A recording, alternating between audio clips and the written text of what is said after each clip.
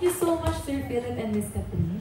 Alright, our next question is from Sir Glenn Sibonga of Showbiz Bonga. Bonga. Hi, Glenn. Ayan, ako na pala. Good afternoon. Siyempre, congratulations sa grand comeback nito mga Pilipinas Got Talent. Yung first question ko kay Donnie, kasi mula sa pagiging magaling na actor, host, ngayon nakikilala ka na rin, tinatawag ka na rin na matalino at magaling na hurado. Siyempre, coming from di ba, dun sa magpasikat ng It's Showtime. Ano yung reaction mo dito sa papuri na natatanggap mo? Reaction ko? Reaction niya. Reaction ni Eugene daw. Hindi, ako po, to be honest, well, nasashock pa rin ako kasi hindi, yung magpasikat first of all, hindi naman yun talaga plano. I mean, hindi yun planado. Parang, it just so happened na kailangan nila ng extra judge or they asked me if, I had a spare week to be able to attend yung Showtime. And sa totoo lang, nag-no ako. Kasi iniisip ko, ano namang sasabihin ko dyan? Tsaka, anong ambag ko dyan? Hindi ko naman deserve na kasama ko yung, at that time, hindi ko alam kung yun yung lineup, but still, the lineup that we ended up with, diba? Grabe yung bigatin yung mga kasama ko. Yung Sir FMG pa lang, diba? So, yun, to be honest, nag-no ako, sabi ko, I'm not sure if I'm ready yet. Kasi hindi ko alam kung yung sasabihin ko at yung ikikritik ko, tama. Kasi syempre doon sa magpasikat, puro artista. Yung mga people who've gone before me, I'm not critiquing just anyone. So, this is something that, medyo siguro nahiya ako. But when they said, yes po. But when they said,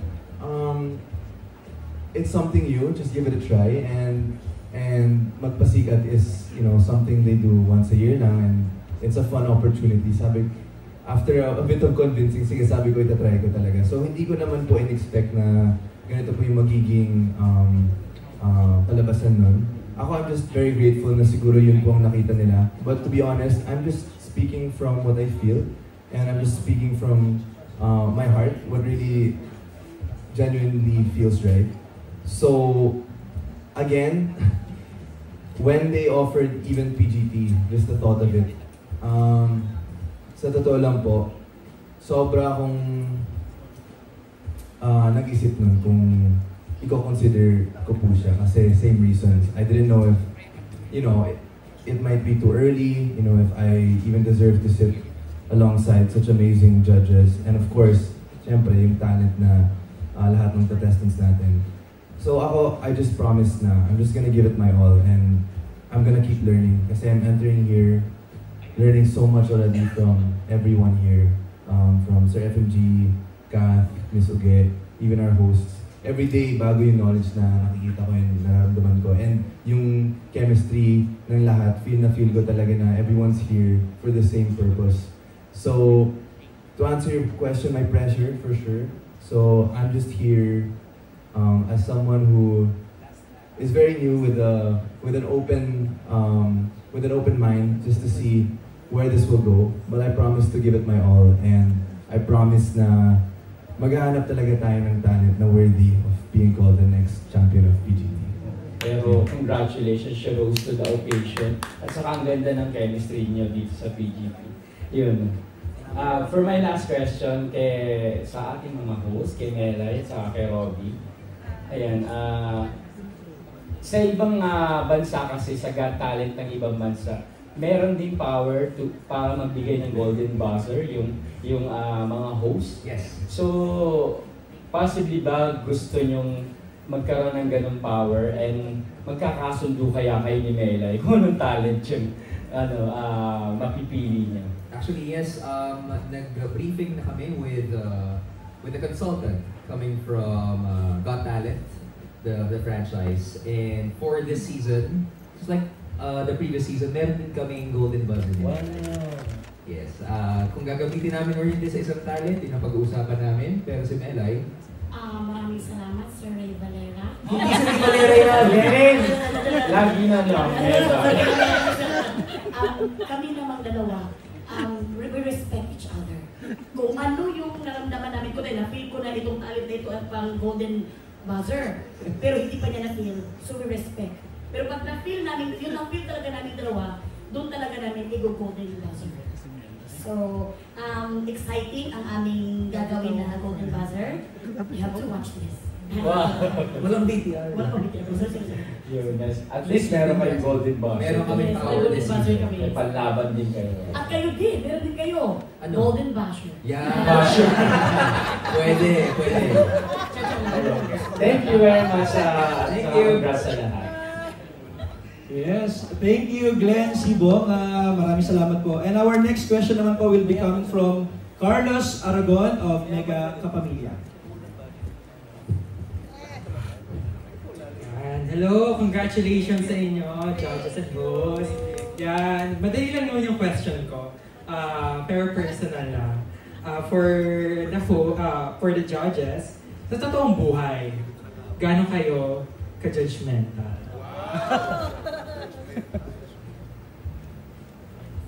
Sino po unahin? Lahat kami naka-judgmental. Yung pinaka-judgmental daw. Sino unahin? Ako talaga. Sino na? Oo, judgmental ako. Judgmental ako in a way. Magaling kasi akong makakilatis at makaramdam at makaamoy ng, alam mo yun, medyo pag hindi masyadong maganda ang dating or alam kong doon papunta to, nararamdaman ko kaagad. Magaling din akong makakita ng may mga nakatagong galing, may nakatagong gift, nararamdaman ko. Hindi ko alam kung special power ko yun, but I have it. I can sense it. So, if that's what you call judgmental, so maybe I am judgmental. Yeah. Sir FMG.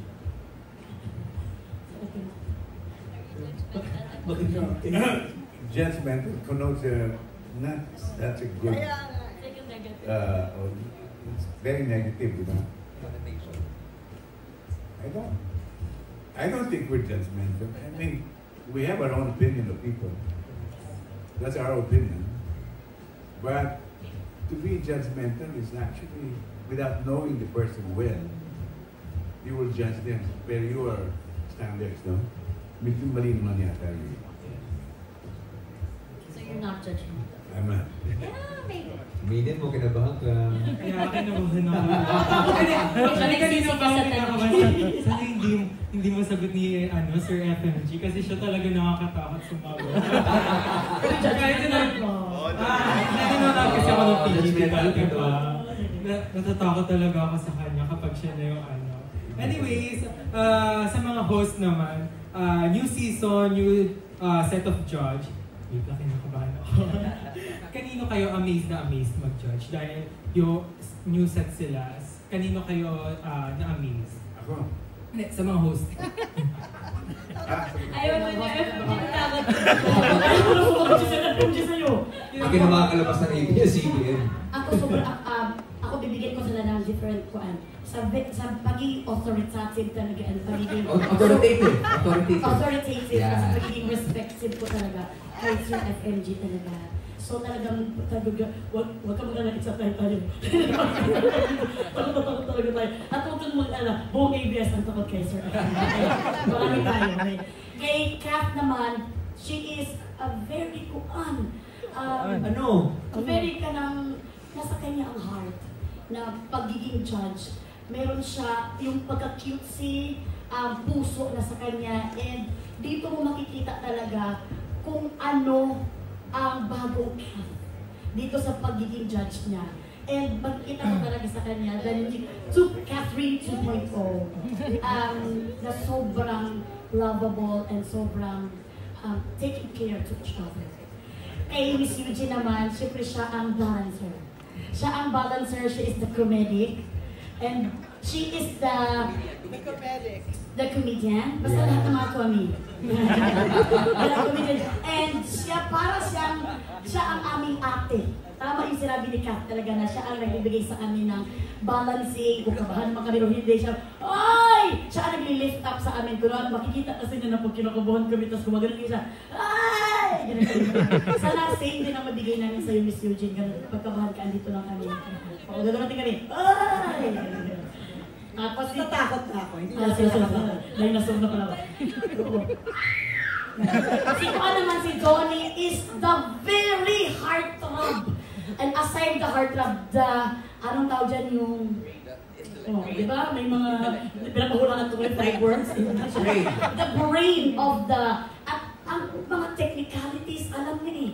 Alam ni Donnie, na-amaze, minsan nga hindi kami na-amaze dun sa performance, na-amaze kami sa judge niya. So, it's kind of a moment. So, comment niya. So, si Donnie is the brain, the technicalities. Si Robbie naman, hindi ko man judge. Thank you so much. Actually, ako naman personally, nakita ko na kasi, nakita na natin lahat paano mag-go si FMG and si Donnie sa magpasikat. So, I want to focus on our beautiful women here. And I was pleasantly and excitedly surprised nung nag-yes sila. Kasi coming in to the program, parang si FMG and si Donnie pala yung nag-yes. And when Kath and Miss Eugene said yes, sabi ko, we got a show. We got a program na sobrang excited talaga ako na kung paano rin sila magbibigay ng kanilang mga verdict. And si Miss Eugene has been, kasi lahat naman sila nagtitimon eh. Yung nagsasabi, may mga, everyone has their own moment and hear it. Pero si Miss Eugene, hindi lang siya patawa. Pero may puso rin. And si Kath. Kath is really someone you have to look out for this season. Grabe. She is not acting. She doesn't have any role. Pero yung role niya ngayon, isa sa mga aabangan ng lahat. Sobrang galing mo, Kath, dito. Grabe. Yeah! Congratulations! Thank you so much. Yes, thank you so much to Carlos. And of course, thank you so much sa ating mga judges and hosts ng Pilipinas Got Talent. At syempre, thank you din sa inyong dalawa. Yes, thank you so much. Thank you. Salamat po. And of course, thank you so much po sa ating press na talaga namang nagbigay ng mga magandang katanungan. Pasensya na po at naubos na po ang oras, pero maraming salamat po sa inyong lahat. Maraming salamat and we have a show! Di ba?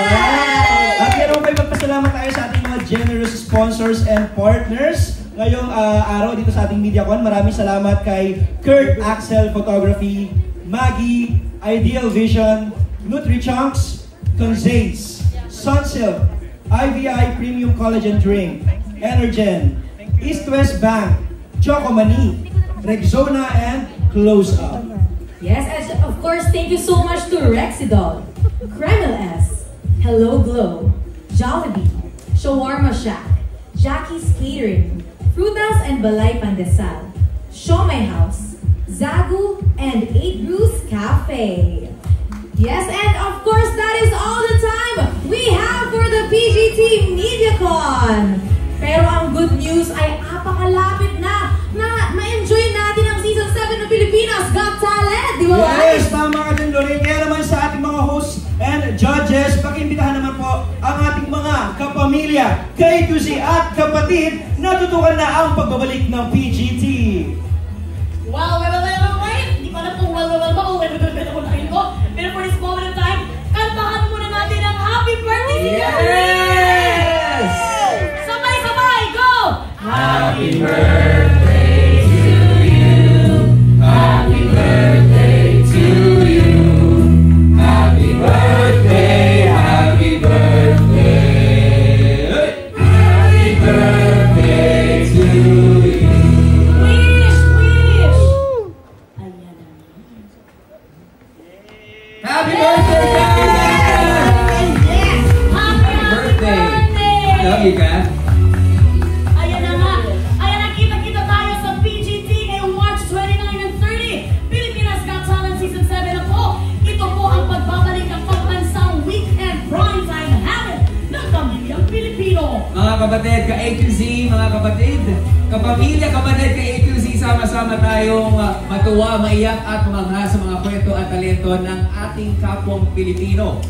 Correct. Excited na kami dahil sigurado lahat tayo ipagdiriwang at ipagmamalaki ang husay at puso ng Pilipino. Tutok na kayo sa Kapamilya Channel, Kapamilya Online Live, I1TFC, the Filipino Channel, A to Z at TV5, March 29 and 30 para sa 7th season ng Pilipinas Got Talent!